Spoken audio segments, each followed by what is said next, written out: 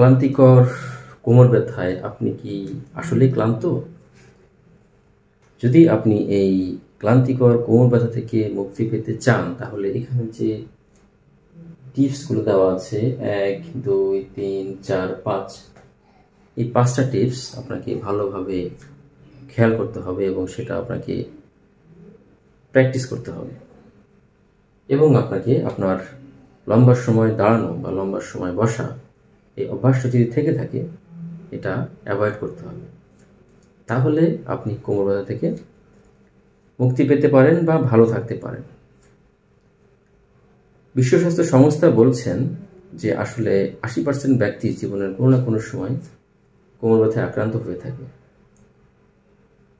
কিন্তু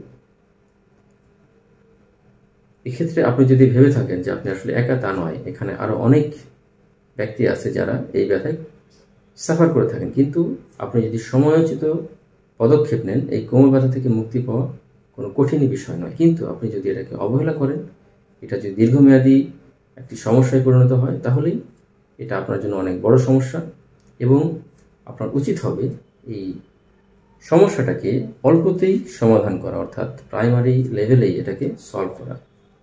তাহলেই আপনি কি এই কোমর ব্যথা থেকে একটা স্থায়ী সমাধান পেতে পারেন। কোমর ব্যথা যদি একবার ক্রনিক হয়ে যায়, তাহলে সেখান থেকে স্থায়ী সমাধান পাওয়া অনেক সময় নাও হতে পারে এবং সেটা অনেক বেশি কঠিন হয়ে যাবে আপনার জন্য।